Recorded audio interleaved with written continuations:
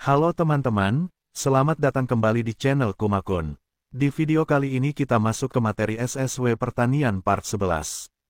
Seperti biasa, kita akan bahas hal-hal penting seputar pertanian yang pastinya berguna buat teman-teman yang sedang belajar ataupun yang sedang mempersiapkan diri untuk kerja di bidang pertanian. Nah, di part 11 ini kita akan lanjutkan pembahasan sebelumnya, dengan fokus pada pengetahuan dan keterampilan yang bisa langsung dipraktikkan di lapangan. Jadi, pastikan tonton sampai habis supaya tidak ketinggalan poin-poin pentingnya. Yuk, langsung kita mulai.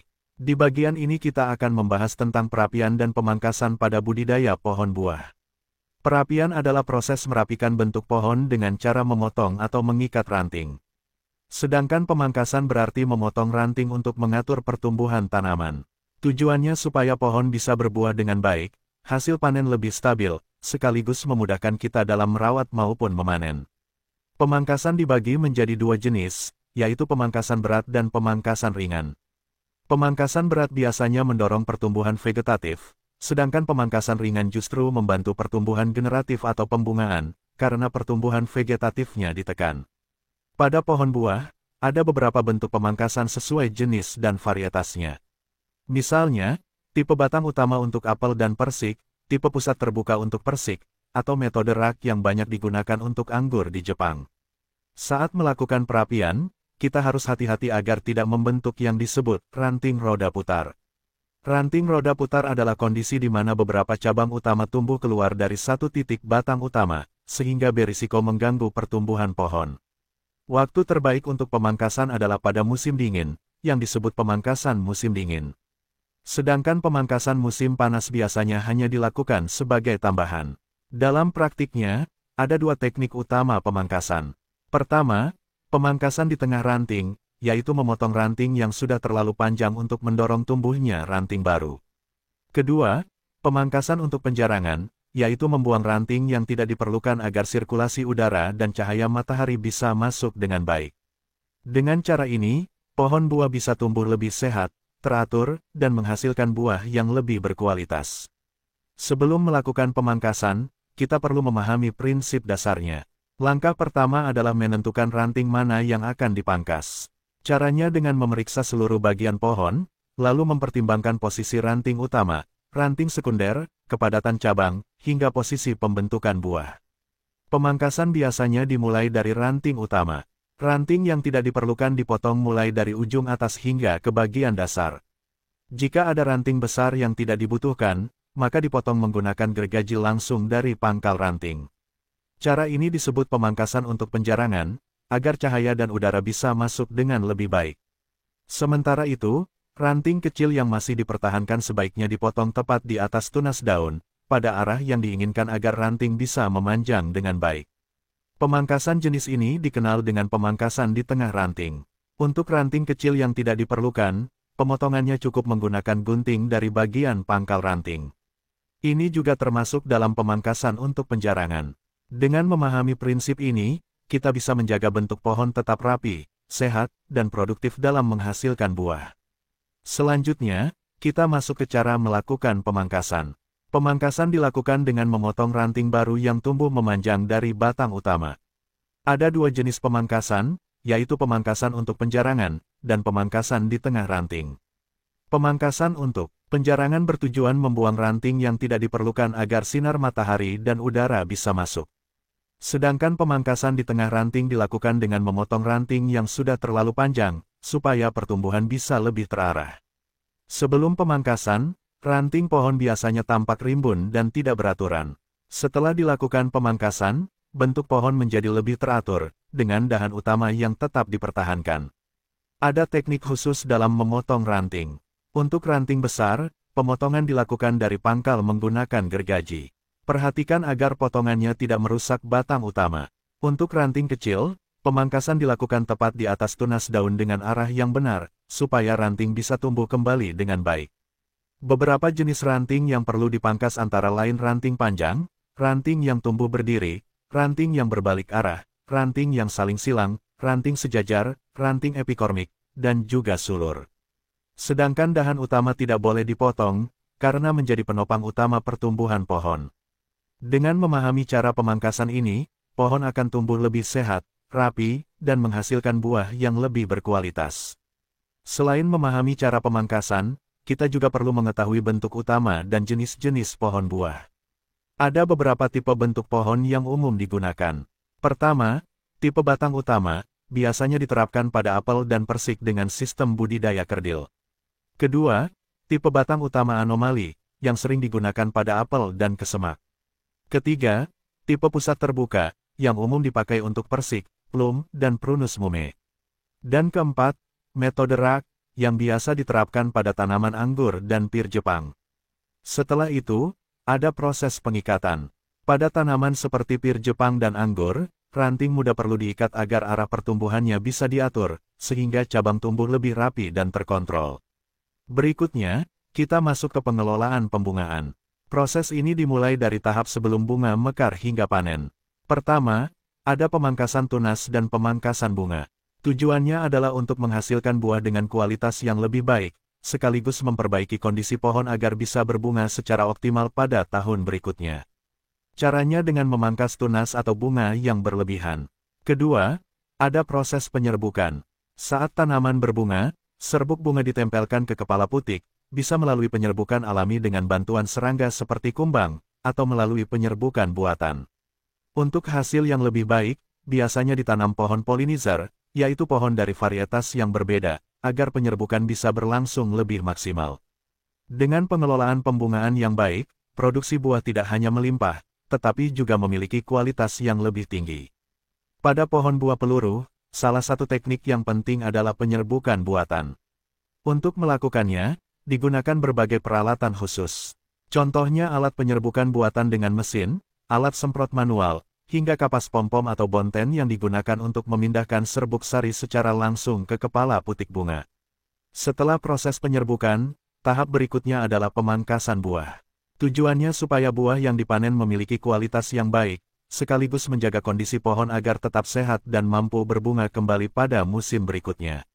Caranya yaitu dengan memangkas buah muda yang jumlahnya terlalu banyak. Ada beberapa kondisi buah yang sebaiknya dipangkas. Pertama, buah yang terkena hama atau terlihat rusak.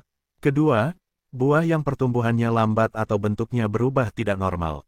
Dan ketiga, buah yang tumbuh di posisi sulit, misalnya di tempat yang tidak bisa ditutup dengan kantong pelindung.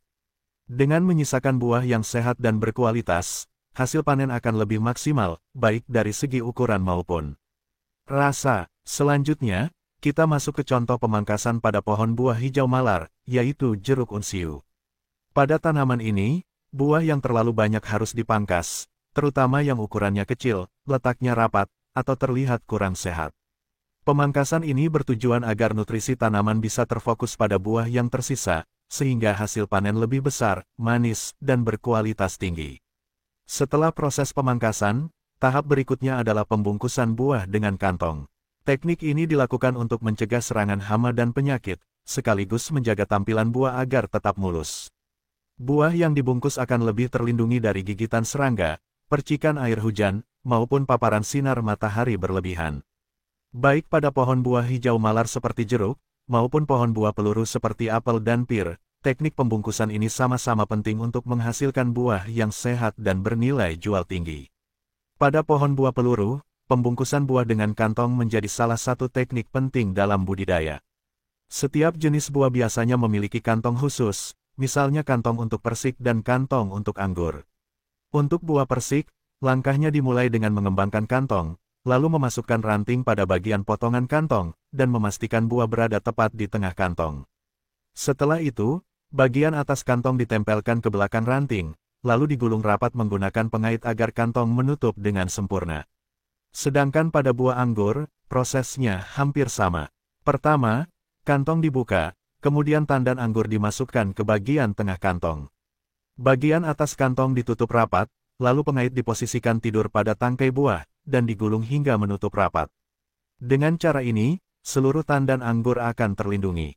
Ada dua hal penting yang harus diperhatikan. Pertama, buah harus benar-benar berada di tengah kantong. Kedua, saat menggulung pengait, lakukan dengan hati-hati agar tangkai buah dan ranting tidak patah.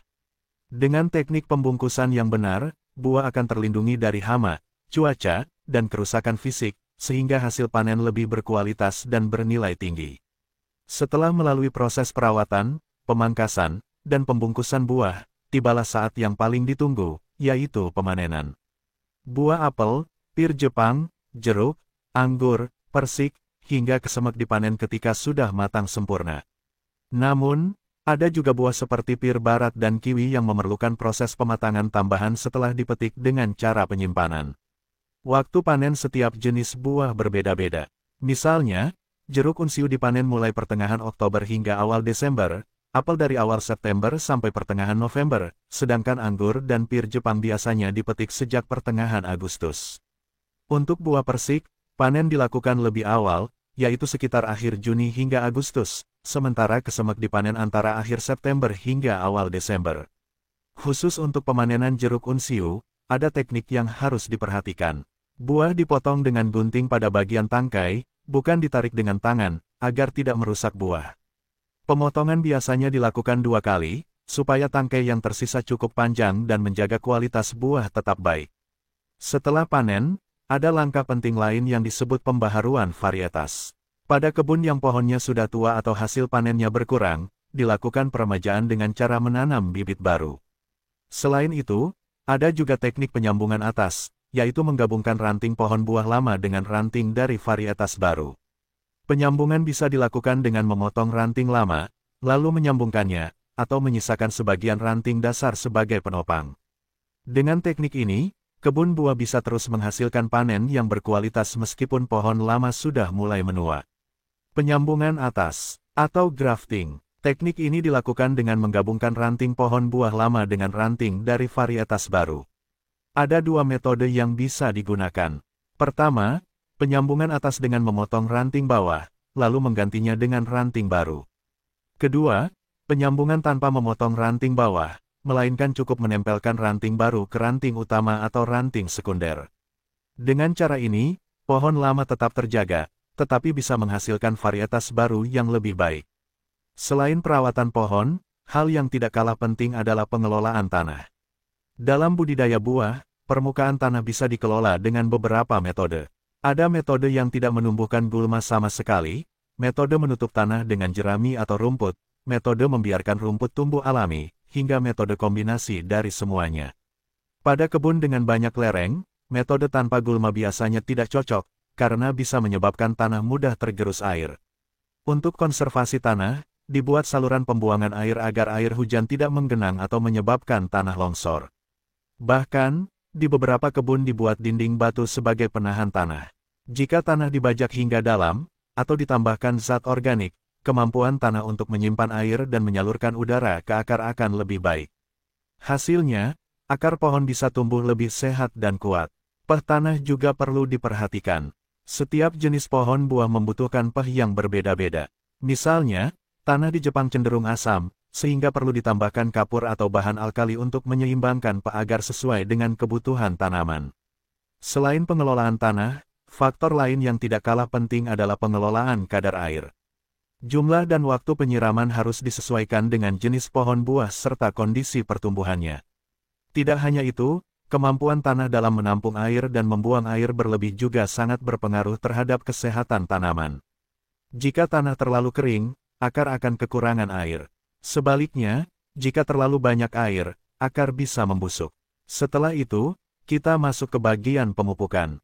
Pemupukan dilakukan beberapa kali dalam setahun, dan dibagi menjadi 2 jenis, yaitu pemupukan dasar dan pemupukan tambahan. Pupuk dasar merupakan nutrisi utama yang diberikan pada masa tidak aktif sebelum pohon mulai tumbuh. Misalnya, pada bulan Desember hingga Januari untuk pohon buah peluruh, dan bulan Maret hingga April untuk pohon buah hijau malar. Sedangkan pemupukan tambahan diberikan ketika pohon kekurangan nutrisi, yang tidak bisa ditutupi hanya dengan pupuk dasar. Pada pohon dewasa, pemupukan bisa dilakukan dengan beberapa cara. Pertama, penaburan pupuk pada permukaan tanah. Kedua, pemberian pupuk di seluruh lapisan tanah bersamaan dengan zat organik saat pembajakan. Dan ketiga, penyemprotan pupuk cair langsung ke daun. Ada juga pupuk tambahan sesuai musim. Misalnya, pada musim semi diberikan pupuk untuk membantu pertumbuhan pucuk, ranting, dan daun. Sedangkan pada musim panas, pupuk tambahan diberikan agar buah dapat berkembang lebih baik dan berkualitas tinggi. Selanjutnya, kita akan membahas bagian penting dalam budidaya buah, yaitu pengelolaan lain serta pengiriman dan penyimpanan hasil panen. Dalam proses budidaya, tidak hanya pupuk dan perawatan pohon yang harus diperhatikan, tetapi juga faktor iklim yang bisa memengaruhi keberhasilan. Bencana iklim seperti angin kencang, suhu dingin, hujan deras, kekeringan, bahkan salju lebat dapat memberikan dampak besar pada pohon buah. Karena itu, di daerah yang sering terdampak, para petani sudah menyiapkan berbagai langkah antisipasi. Setelah itu, kita masuk ke tahap pengiriman dan penyimpanan. Buah yang telah dipanen akan diseleksi berdasarkan ukuran, rasa, hingga tampilan luar. Kemudian, buah dikirim sesuai rencana. Agar masa simpan lebih panjang, digunakan teknologi khusus. Misalnya, pada buah jenis sitrus dilakukan pengeringan sebagian kadar air sebelum disimpan. Sedangkan pada buah apel, dilakukan pendinginan di fasilitas khusus yang disebut penyimpanan CA atau Controlled Atmosphere Storage. Teknologi ini mengurangi oksigen dan meningkatkan kadar karbon dioksida sehingga buah bisa bertahan lebih lama. Jadi teman-teman, bisa kita simpulkan bahwa dalam budidaya buah bukan hanya perawatan saat tumbuh saja yang penting, tetapi juga bagaimana mengelola dampak iklim, serta menjaga kualitas buah setelah panen melalui proses seleksi, pengiriman, dan penyimpanan dengan teknologi yang tepat.